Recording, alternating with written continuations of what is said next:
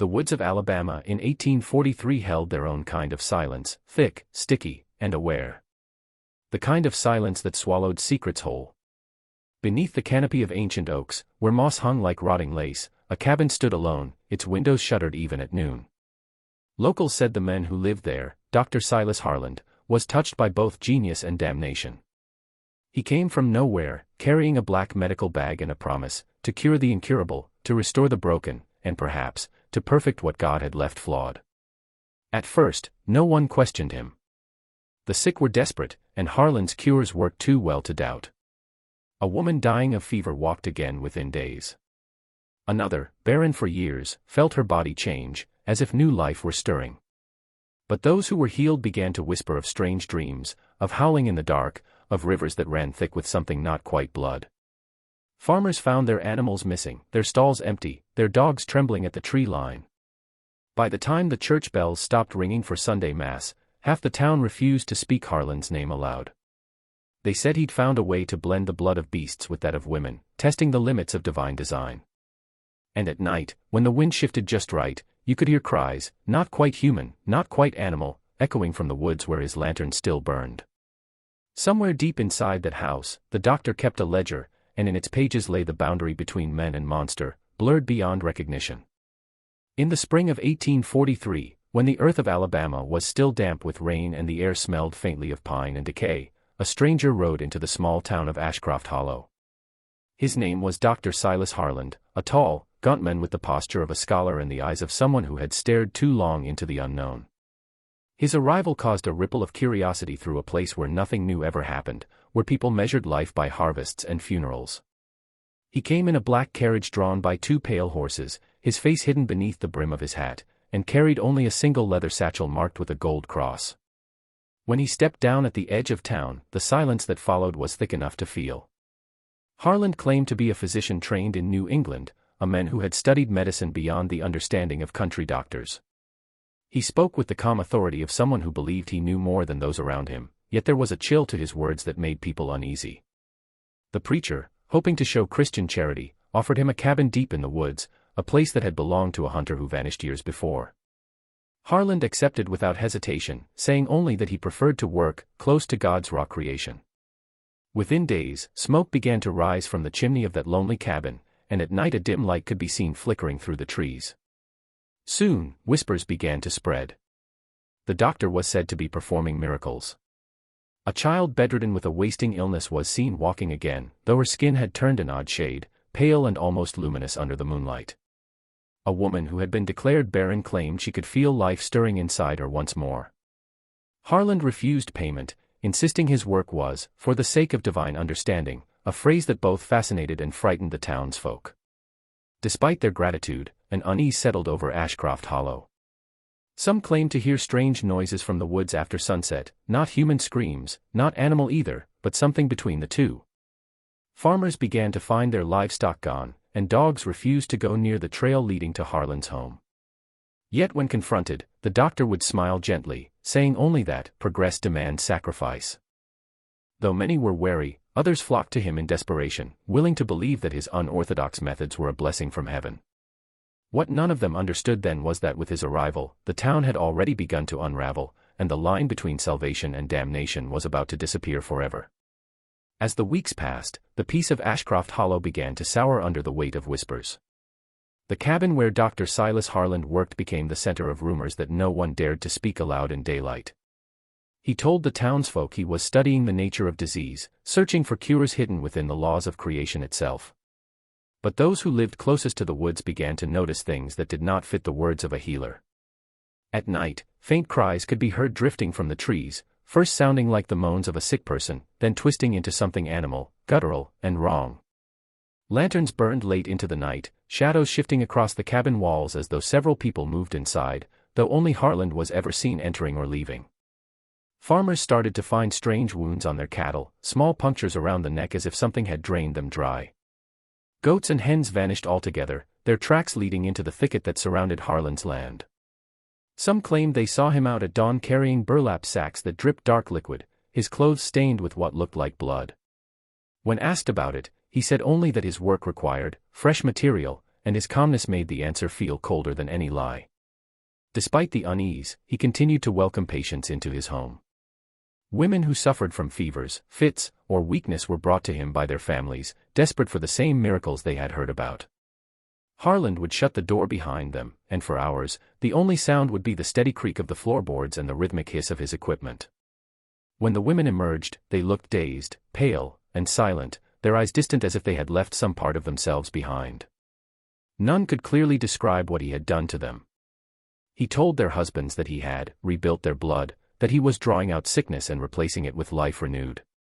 The local preacher tried to visit one night, but Harland refused him entry, claiming that faith had no place in science. Still, the preacher swore he smelled iron in the air, heavy and metallic, as though blood had soaked into the very soil. By then, few in town would walk near the woods after sunset. Children were kept indoors, and even the bravest men carried their rifles loaded. Something about those nightly sounds, that mixture of weeping, growling, and desperate laughter, began to eat away at their sanity. Whatever Dr. Harland was doing in that cabin was not healing, and deep down, everyone in Ashcroft Hollow began to sense that his experiments were touching something far older and darker than medicine. It was in late summer when Dr. Silas Harland announced that one of his patients had been saved. Her name was Mary Elkins, a young woman who had been bedridden for months, her body wasting away from an illness no one could name. The townsfolk had watched her decline with pity and fear, knowing that no medicine, prayer, or poultice had eased her suffering. But one humid morning, Harland rode into town in his black carriage, carrying the news that Mary had been reborn. He said the treatment had worked, that he had found a way to restore life where it had nearly vanished. Out of gratitude and curiosity, half the town followed him to her family's small farmhouse on the outskirts, eager to see the miracle for themselves. When Mary stepped out onto the porch, the crowd fell silent. She was walking, yes, but something in her movement felt unnatural, too steady, too precise. Her skin had taken on a strange, almost translucent tone, and the veins beneath it pulsed faintly, as though lit from within. Her eyes, once soft and brown, now gleamed with an amber hue that caught the light like a predator's. She smiled at them all, but there was no warmth behind it, only a kind of eerie calm that made the onlookers shift uneasily. Her mother clutched her hand as though holding something fragile, but even she looked afraid. When asked how she felt, Mary said her body was filled with a different kind of life. She told them she could hear the heartbeat of animals in the woods, could sense when someone nearby was afraid. Harland stood beside her, proud and unbothered by the unease his success caused. He spoke to the crowd about progress and divine perfection, about how blood carried the key to healing. His tone was fervent, almost sermon-like, as if he were preaching rather than explaining. Some nodded in awe, others crossed themselves quietly, unwilling to admit the miracle felt closer to a curse. Over the next few days, Mary began to change further. She wandered at night, barefoot in the fields, returning home with dirt under her nails and blood on her lips that she could not explain. Her parents tried to keep her inside, but she grew restless, her senses sharper, her hunger unending. When the preacher came to bless her, she flinched at the sight of his crucifix, hissing softly under her breath before retreating into the shadows of her room. By the end of that week, Harland called her his first success, though the town had begun to whisper that Mary Elkins was no longer entirely human, that the doctor had not saved her soul but replaced it with something else entirely. As summer bled into autumn, Ashcroft Hollow began to rot from the inside out. The miracle of Mary Elkins had turned to dread, and now the land itself seemed infected by whatever Dr. Harland had done. It started with the creek, the narrow, winding ribbon of water that cut through the woods and fed the town's wells. Children who went to play along its banks came home pale and trembling, saying they had seen dresses floating in the current, torn and soaked in blood. At first, their parents thought it was nonsense until the bodies of dead animals began to appear tangled in the reeds. Livestock with twisted limbs, cats with their eyes open wide, and even deer with their throats ripped out drifted downstream from the direction of Harland's cabin. The stench of decay spread fast. Fishermen refused to go near the water, claiming that when they cast their nets, they pulled up things that looked neither fully human nor entirely beast. Pieces of skin, patches of fur, and something like human hair caught on the rocks. The preacher tried to convince the people it was the devil testing their faith, but the townsfolk knew better, it was the doctor. Every trail of blood, every missing creature, every strange echo in the night led back to the cabin in the woods. Rumors turned into fear when a young girl named Clara Simmons went missing. She had been seen the night before near the path leading to Harland's home, carrying a basket of herbs her mother said the doctor had requested. Her bonnet was found days later by the creek, stained dark and torn at the brim. The sheriff gathered a small group of men to search the area, and as they followed the flow of water deeper into the forest, they found what they wished they hadn't: shreds of women's clothing snagged on tree roots, bones picked clean, and footprints that looked like bare human feet but ended in something clawed. By the time they reached the edge of Harland's property, the air itself felt wrong. A sweet, metallic odor drifted through the trees, and the sound of flies was deafening. The men wanted to turn back, but the sheriff insisted they go on. What they saw by the waterline froze them in place: glass jars half buried in mud, each containing something pale and floating, eyes, tongues, and pieces of flesh that twitched as though still alive. They left without a word, none daring to knock on the doctor's door. That night, the creek ran red under the moonlight, and those who listened closely swore they could hear women crying beneath the water, calling for help in voices that no longer sounded human. By the time the sheriff decided to confront Dr. Harland, fear had curdled into outrage. The town could no longer ignore the disappearances, the dead livestock, or the creeping sickness that seemed to hang over everything. People were too afraid to speak Harland's name aloud, but their silence was cracking under the weight of what they suspected. One morning, the sheriff saddled his horse and rode toward the woods, determined to demand answers. He was a hard man, one who had seen war and death before, but something about the doctor's work unsettled even him. He carried his revolver and a Bible in his coat pocket, as if one would protect him if the other failed. The ride to Harland's cabin was long and quiet. The forest seemed to close in around him, the sunlight struggling to break through the heavy branches. When he reached the clearing, smoke was curling from the chimney, and the faint sound of a woman's laughter drifted from inside. He called Harland's name, but the doctor appeared before he could knock, calm, composed, dressed in a white coat streaked with faint red stains. His face was expressionless, but his eyes gleamed with a kind of curious amusement. He invited the sheriff inside with perfect politeness, saying he had been expecting him. Against his better judgment, the sheriff stepped through the door. The air inside was thick and heavy with the scent of blood masked by herbs. Strange glass tubes lined the walls, filled with murky fluids that bubbled softly. The sheriff's gaze caught on a large wooden table at the center of the room, draped with linen that was too dark in color to be clean. Harland gestured toward a chair and offered him tea, claiming that the townsfolk had misunderstood his work. He spoke about his experiments the way a preacher spoke about salvation, explaining that he was testing the limits of God's design, trying to see how much human blood could change before it stopped being human. The sheriff listened in silence, one hand resting on the grip of his revolver. When he finally asked about the missing people, Harland's smile never faltered. He said that sacrifices were necessary for creation, that the women who had volunteered were now part of something eternal.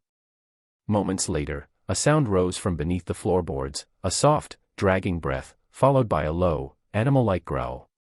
Before the sheriff could react, Harland lifted his teacup and said calmly that curiosity was a dangerous sin. No one ever saw the sheriff again after that visit. His horse returned alone to town the next morning, reins torn and streaked with blood, and from that day forward, no one in Ashcroft Hollow dared to go near the cabin in the woods. Weeks passed after the sheriff's disappearance, and Ashcroft Hollow sank deeper into dread. No one dared to confront Dr. Harland again, yet the unease that hung over the town was suffocating. Windows were shuttered before dusk, prayers were whispered before sleep, and the path leading into the woods grew over with weeds, as though nature itself wanted to hide the way. But fear has a way of breeding curiosity, especially in the young. One night, a farmhand named Eli Porter, barely 17, decided he could not live with the rumors any longer. His sister had been one of Harland's patients and had never come home. Driven by anger and desperation, Eli took a lantern and a hunting knife and set out toward the doctor's cabin under the cover of darkness. The woods were unnaturally quiet as he approached. Even the crickets had gone still, and the only sound was his own heartbeat echoing in his ears.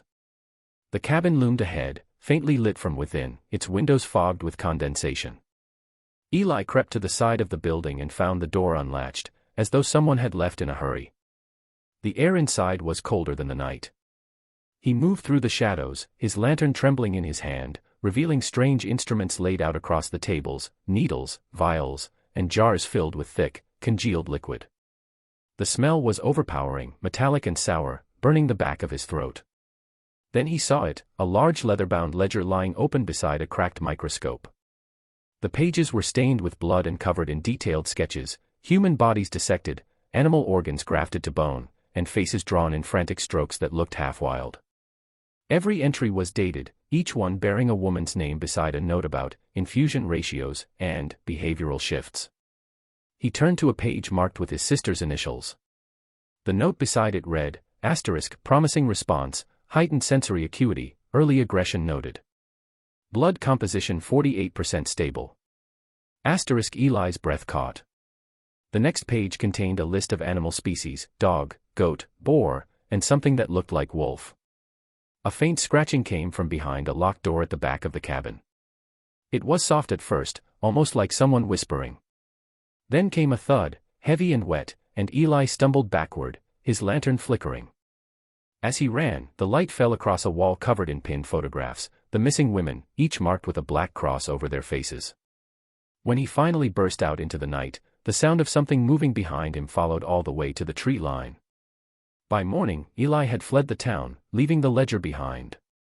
Those who later entered the cabin found the book open on the same page, though no one could explain why the ink was still fresh and wet, as if written only moments before they arrived. It began with whispers that the women Dr. Harland had treated were no longer themselves. Those who had been thought cured now roamed the edge of town at night, their movements stiff and deliberate, their eyes reflecting torchlight like a predator's. At first, people wanted to believe they were simply recovering, that the strangeness was a side effect of whatever medicine Harland had given them. But as days turned to weeks, it became clear that these women were changing in ways no one could explain. They spoke less, their voices rasping low and guttural. Some were seen crouched in fields before dawn, sniffing at the ground as if searching for something unseen. Others began to avoid the church altogether, shrinking from crosses and holy water like wounded animals. Mary Elkins was the first to lash out. Her father claimed he found her hunched over a dead lamb in the barn, her hands soaked in blood, her mouth trembling as though she'd been caught in a terrible act. When he tried to speak to her, she looked up with eyes that glowed faintly amber and whispered, "He said it would make me whole." She vanished the next night, leaving her bed sheets torn and muddy footprints leading toward the woods. Within days, 2 other women disappeared the same way. The town began locking their doors and burning candles through the night, praying for protection against something they could no longer name. By now, the air around Harland's cabin was thick with an unbearable stench. Those who dared to pass by swore they saw figures moving near the windows, shapes too tall, too misshapen to be human. Sometimes the women would reappear at the edge of the forest, silent and unblinking, their faces pale as bone, their nails grown sharp like claws. They watched the town from a distance, their heads tilting in eerie unison, before melting back into the trees. Dogs refused to follow their scent, and when hunters tried, none of them returned. The townsfolk realized, too late, that Harland's experiments had not only failed, they had created something monstrous. The women he claimed to have healed were neither alive nor dead in any human sense. Their hearts still beat, but their blood was no longer their own. Something primal had taken root inside them, something wild and unholy that belonged to both beast and man. And though the townspeople didn't yet understand it, those women were only the beginning, the first signs of a nightmare that would soon consume all of Ashcroft Hollow. By the time autumn turned the trees red, the town could no longer pretend that prayer or patience would save them. The women who had once been healed were gone, their voices replaced by howls echoing through the hollow each night. Livestock were being found torn open in the fields, and families woke to find claw marks etched into their doors. The preacher said the devil had taken root in Ashcroft Hollow, but others believed the devil had merely answered Dr. Harland's invitation. When one of the missing women returned to town covered in mud and blood, her body convulsing as she screamed for help in a voice that barely sounded human, the people knew something had to be done.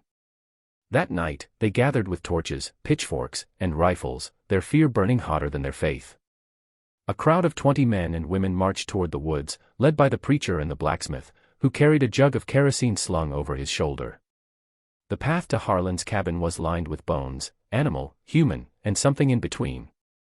The smell of rot grew stronger with every step until it choked the air. When they reached the clearing, the cabin stood silent, its door slightly ajar, faint light leaking through the cracks. The preacher called out Harland's name, but only a low humming came from within, rhythmic and wet, like breath drawn through water. When they entered, they found the walls covered in drawings and strange notes, pages pinned with bloodied nails. Jars filled with organs sat stacked on shelves, twitching faintly as though alive. The table at the center of the room was drenched in fresh blood, and beside it lay the remnants of clothing that once belonged to the missing women. Harland himself was nowhere to be seen. Then, from the corner, something moved, a shape that might once have been human, crawling toward them on hands that bent the wrong way. Panic broke instantly. The blacksmith swung his torch, knocking over a shelf of chemicals, and the fire caught like lightning. Flames spread through the cabin in seconds, roaring up the walls as the crowd stumbled backward. Screams filled the air, not just from the people, but from inside the house itself, a chorus of wailing voices rising from beneath the floorboards.